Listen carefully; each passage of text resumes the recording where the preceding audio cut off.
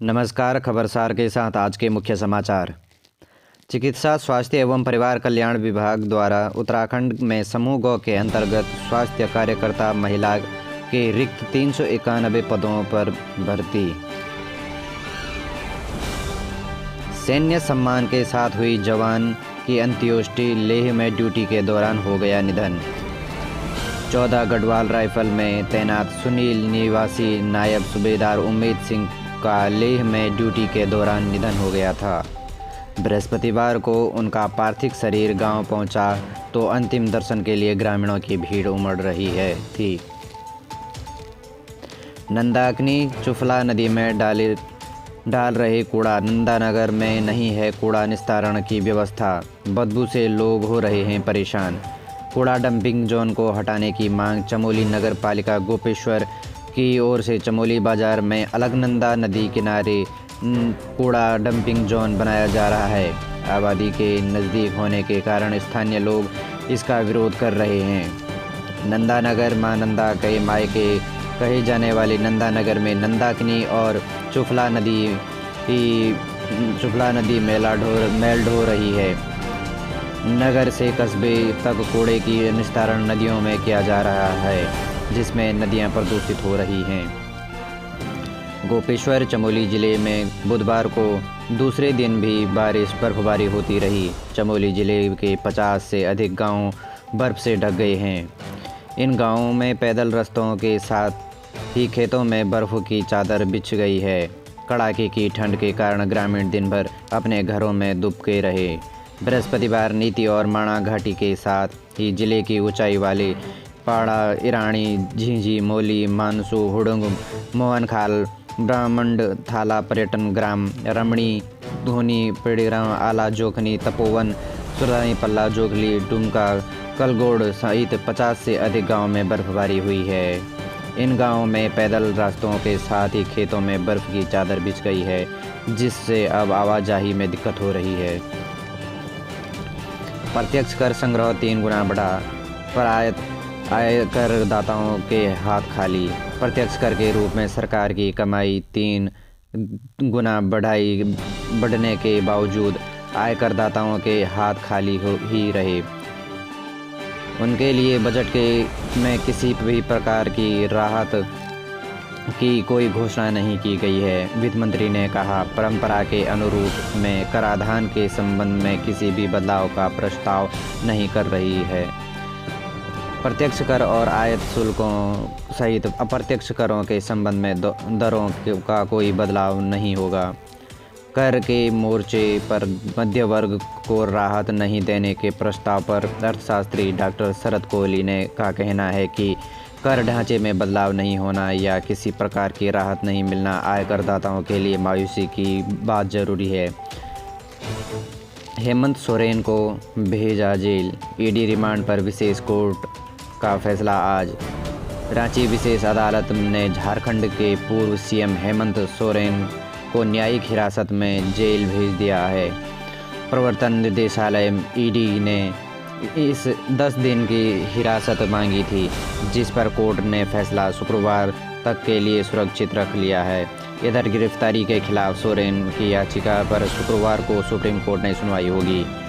ED ने बृहस्पतिवार को भारी सुरक्षा के बीच सोरेन को विशेष मनी लॉन्ड्रिंग निवारण अधिनियम कोर्ट में पेश किया। सोरेन की तरफ से पेश महाधिवक्ता राजीव रंजन ने कहा, सरकार गिरने की साजिश है।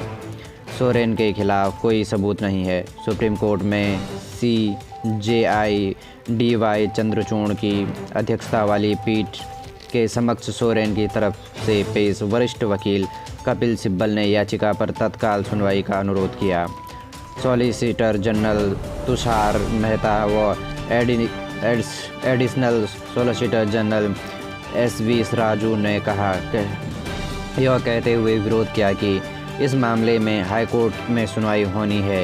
इस पर सिब्बल ने बताया कि हाईकोर्ट से वह याचिका वापस ले रहे हैं। दलीलें सुनने के बाद CJI ने शुक्रवार को सुनवाई तय की।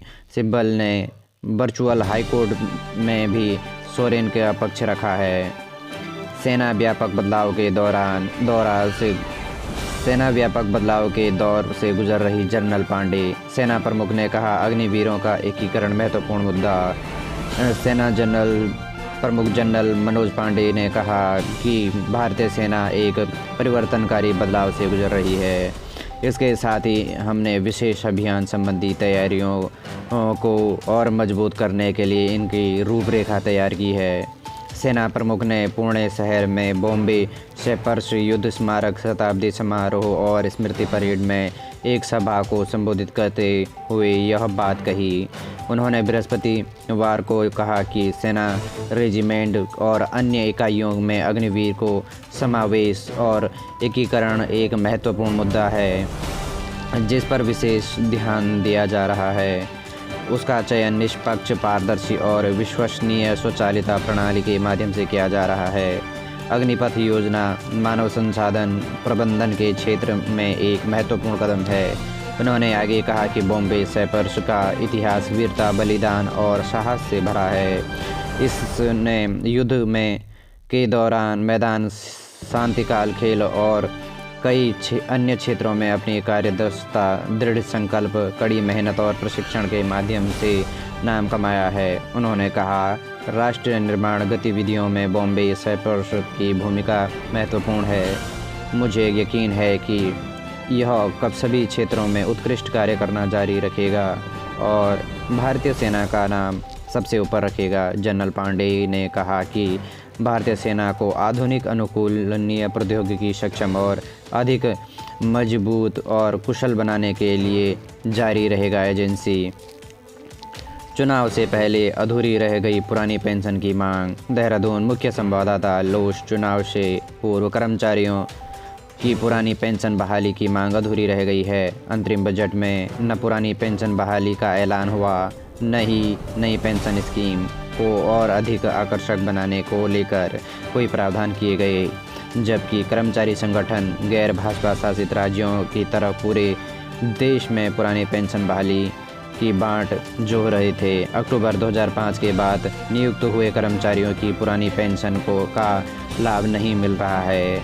उन्हें नई पेंशन स्कीम के तहत जोड़ा गया है। कर्मचारी संगठन पूरे देश में इसका भारी विरोध कर रहे हैं। कर्मचारियों के इस विरोध को देखते हुए सरकार ने ऐसे कर्मचारी जिनकी नियुक्ति की विज्ञप्ति अक्टूबर 2005 से पहले जारी हो चुकी थी और नियुक्ति बाद में मिली, उनको पुरानी पेंशन का लाभ दे दिया। कर्मचारी इसी तर्ज पर अन्य कर्मचारियों को भी यही लाभ देने की मांग पर अड़े हुए हैं।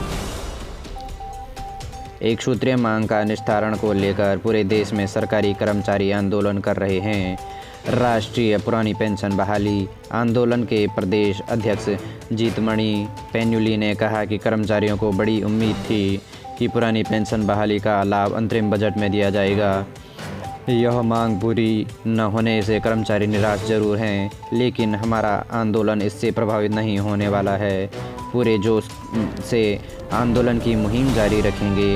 वाद खिलाफी का विरोध होगा। राष्ट्रीय पुरानी पेंशन बहाली संयुक्त मोर्चे के प्रदेश महामंत्री सीताराम पोखरियाल ने कहा कि सरकार के अंतरिम बजट में पुरानी पेंशन का लाभ नहीं देकर वादा खिलाफी की है। इसका तीखा विरोध होगा। प्रदेश स्तर पर और तेजी से आंदोलन शुरू किया जाएगा। इंग्लैंड के खिलाफ दूसरे टेस्ट में वापसी को बेताब। भारत नई रणनीति के साथ उतरेगा। 0-1 से श्रृंखला में चढ़ रहे हैं मेजबान जडेजा की अनुपस्थिति में स्पिनर अश्विन पर बड़ा जुम्मा। पहले टेस्ट में मिली हार के बाद भारतीय टीम पर शुक्रवार से यहाँ शुरू होने वाले दूसरे टेस्ट में जीत से वापसी करने का दबाव होगा। भारतीय टीम के लिए चुनौती इसलिए भी बड़ी है क्योंकि विराट कोहली पहले ही उपलब्ध नहीं हैं। इसके अलावा लोकेश राहुल और राहुल जडेजा जैसे महत्वपूर्ण खिलाड़ी चोट के कारण इस मैच में हिस्सा नहीं ले पाएंगे। भारतीय टीम का इंग्लैंड की वेज बॉल नीति को लेकर भी अलग रणनीति अपनाने की ज़रूरत है। हैदराबाद टेस्ट में इंग्लैंड के बल्लेबाज ओली पोप में 196 रन की पारी खेल रही है। भारत और इंग्लैंड के बीच दूसरा टेस्ट मैच आज से मेजबानी बराबरी के लिए को मेहमान बढ़त बनाने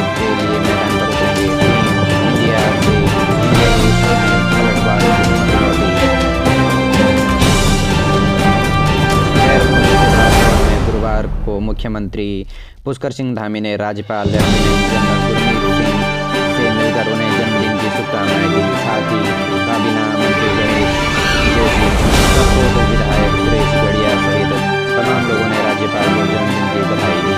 धामी का नकल विरोधी कानून नजीर बनेगा।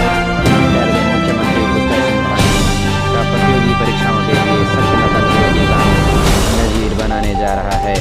परीक्षाओं में पारदर्शिता व सुशासन के लिए धामी सरकार द्वारा उठाए कदम के बाद केंद्र सरकार भी नकल के खिलाफ सख्त कानून बनाने जा रही है। देश में उत्तराखंड के साथ ही गुजरात, राजस्थान व अन्य कुछ चुनिंदा राज्यों में नकल विरोधी कानून लागू है। इनमें उत्तराखंड का सार्वजनिक प्रतियोगी परीक्षाओं में अनुसूचित साधनों की रोकथाम संबंधी कानून सबसे सख्त है। फरवरी 2023 में यह विधेयक पारित होने के बाद यह कानून की रूप ले चुका है। धामी सरकार ने नकल माफियों को तंत्रध्वस्त करने के लिए एक्ट में कड़े प्रावधान किए हैं। इनमें नकल की से कमाई गई संपत्ति को जब्त करने का अधिकार है। अब तक शासन आरोपियों की जब्त कर चुका है। उत्तराखंड अधीनस्थ सेवा चयन आयोग व राज्य लोक सेवा आयोग की कई परीक्षाओं में नकल की पुष्टि होने के बाद सरकार ऐसे कई आरोपियों की संपत्ति जब्त भी कर चुकी है। अब तक प्रशासन आरोपियों की 17 करोड़ की संपत्ति जब्त कर चुका है। वहीं 64 गिरफ्तारियां और 24 आरोपियों के खिलाफ गैंगस्टर की कार्रवाई हो चुकी है। इसके साथ ही इस कानून में नकल के आरोपियों के खिलाफ चार्जशीट दाखिल होते ही 5 साल के लिए परीक्षा से बाहर करने, अभ्यर्थियों के दूसरी बार नकल करते पकड़े जाने पर अधिकतम 5 की सजा व 10 लाख तक की जुर्माना, साजिशकर्ताओं से परीक्षा का पूरा खर्चा वसूलने और सिंडिकेट पर 1 करोड़ का जुर्माना और 10 वर्ष तक की सजा का प्रावधान है। केंद्र सरकार ने भी प्रतियोगी परीक्षाओं में नकल करने वालों के खिलाफ सख्त नकल का फैसला लिया। विकसित भारत के लिए 3 करोड़ लाखपति दीदी बनाने का लक्ष्य, सुरक्षा पर भी ध्यान, महिलाओं को सशक्त बनाने पर जोर। चुनाव से पहले अधूरी रहेगी शासित राज्यों की तरफ ओपीएस का लाभ देने की मांग। अंतरिम बजट के पिटारे से उत्तराखंड के लिए कई उम्मीद विकास को मिलेगी। उत्तराखंड को केंद्रीय करों में 2217 करोड़ ज़्यादा मिलेगा। सड़क और पुल बनाने के काम में आएंगे और तेजी। मोदी सरकार ने अंतरिम बजट के पिटारे में उत्तराखंड के लिए कई नई खुशनुमा संभावनाएं निकाली हैं। राज्य केंद्रीय करों के राज्यांश के रूप में वर्ष 2024-25 में राज्य को 2217 करोड़ रुपये अधिक मिलने की उम्मीद है। विशेष पूंजीगत सहायता में 50 साल तक ब्याज मुक्त कर्जा योजना की बदौलत राज्य में विकास कार्य के बुनियादी ढांचे से जुड़े काम में तेजी हो सकेगी। दर्द की अनुभूति के पीछे मस्तिष्क के हिस्से में बदलाव है कारण पुरुष और अधिक महिलाओं में दर्द के प्रति अधिक होती है। नई दिल्ली बुजुर्गों पुरुषों की तुलना में महिलाओं को अधिक दर्द महसूस होता है। इस पर किए गए नए शोध के अनुसार उम्र बढ़ने से मस्तिष्क के हिस्सों में बदलाव होते हैं। इसका पैटर्न महिलाओं और पुरुषों में अलग अलग होता है। इसके कारण भी दोनों में दर्द के बोध की अनुभूति में भी अंतर होता है। गिरफ्तारी के खिलाफ सोरेन की याचिका पर सुनवाई आज। सुप्रीम कोर्ट ने गुरुवार को धन शोधन के मामले में प्रवर्तन निदेशालय द्वारा गिरफ्तारी किए जाने की चुनौती देने वाली झारखंड व पूर्व मुख्यमंत्री हेमंत सोरेन को याचिका की सुनवाई के लिए स्वीकार कर लिया है। शीर्ष अदालत ने कहा कि इस याचिका पर शुक्रवार को विस्तार से सुनवाई की जाएगी। ईडी ने सोरेन को बुधवार की रात गिरफ्तार किया है। इससे पहले उन्होंने राज्य के मुख्यमंत्री पद पर से अपना इस्तीफा दे दिया है। कार दुर्घटना के बाद मुझे मुझ पर गवान का डर था। हर्षिल में मुनस्यारी तक बिछी बर्फ की सफ़ेद चादर। मुक्त कर्ज से साकार होगा विकसित भारत का सपना, राज्यों को मिलेगा ब्याज मुक्त 75,000 करोड़। पेपर देखते ही याद किया भूल जाता है, से ले सकते हैं परामर्श में छात्रा की पढ़ाई जाएगी 6 विषय।